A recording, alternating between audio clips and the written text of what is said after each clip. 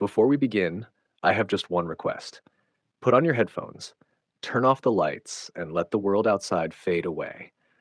Because some stories aren't just meant to be heard, they're meant to be felt. Every whisper, every breath, every sound behind you might not be just in the story. So, are you ready? Let's begin. When I first arrived in the village, something unspoken hung thick in the air.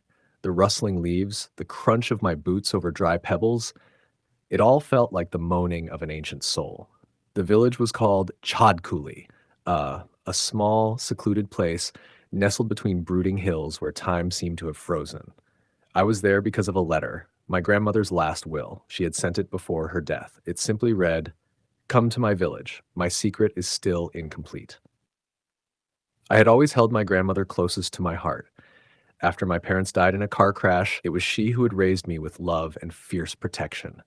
But she never once mentioned Jhadkuli. And yet, a week after her funeral, I received that letter. What shook me most, the paper was aged, yellowed like it had been written decades ago, yet the envelope was fresh and new. Who delivered it? How? I had no answers. Getting to the village wasn't easy. Dirt roads, narrow ravines, and ancient stone bridges that creaked like they held back death itself. As I crossed the village border, a chilling, damp wind slapped my face. The sun had already set, and a strange silence gripped everything. Not peaceful silence, but the kind that screams in quiet. The houses were shut tight. I saw no one except an old priest muttering to himself at the temple steps. I approached and asked gently, "Do you know me? I'm Sarita Devi's grandson." His face twisted, like an old wound had been torn open. He whispered, "She returned, and now you have too.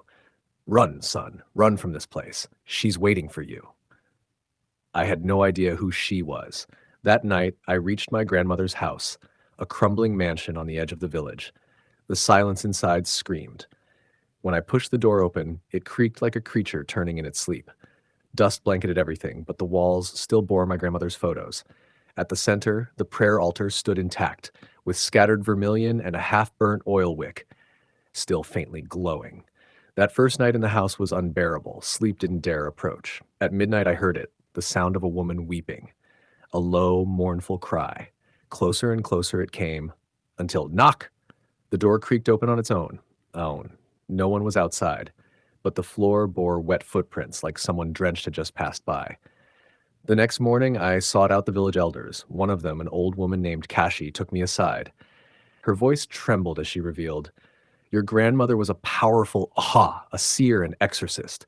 But she once made a terrible mistake. She trapped a spirit in a box, and that spirit was never freed. Now it seeks release through you." My blood ran cold. "Whose spirit?" I asked. Her answer shattered me. "Your mother's." That couldn't be true. My mother died in a car crash. I had lived with that truth my whole life.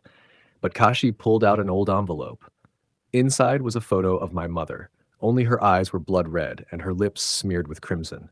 "She was possessed," Kashi whispered, "taken by a dark spirit, and your grandmother sealed her away." In the days that followed, I searched the house. One stormy night, the lights went out. Only the flicker of a candle lit the hallway. In the dimness, I noticed something, a shadow that moved with me, but not like me. Its gait was twisted. Its head hung like a corpse. I called out, "Who's there?" A whisper came back, soft, sobbing. "I'm your mother. Don't you recognize me?" My heart stopped. When I turned, she was standing there, wet hair clinging to her face, white sari dripping, eyes dark like hell's own hounds. She looked like my mother, but her presence was anything but human. "I never wanted to die," she said. "But your grandmother, she killed me, sealed me in her rituals, her books, that chest in the basement. You must free me now." I refused. But her eyes, they weren't evil. They were filled with sorrow, unbearable loneliness, and a desperation that crushed my chest. I broke. I unlocked the basement door. At its center was an old wooden trunk. It trembled on its own.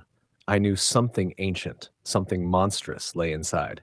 "If you don't open it," she said coldly, "I'll devour everything." And suddenly, blood began to seep from the walls. A heavy thud echoed above. My grandmother's photo had fallen from the wall, now face down. Behind the frame was a second letter. "If you free her, destruction will follow. I killed my own daughter to stop that monster from spreading. The choice is yours now." I broke down, weeping, screaming, "You were my mother, then why did you take everyone from me? What's left for me now?" I cried till I couldn't speak. But the shadow, she was already inside me. Wind howled, the walls shook, the chest snapped open, and a wave of black smoke flooded the room. In that darkness, I saw her face, beautiful, calm, smiling. "Now we are one," she said. Then nothing. When I woke up, I was in a hospital. The village, Jhadkuli, had burned to ashes. Only I survived. But the doctors say something strange now, that my eyes leak shadows. People claim I carry a second shadow everywhere I go. I don't know if it's my mother or the spirit she became.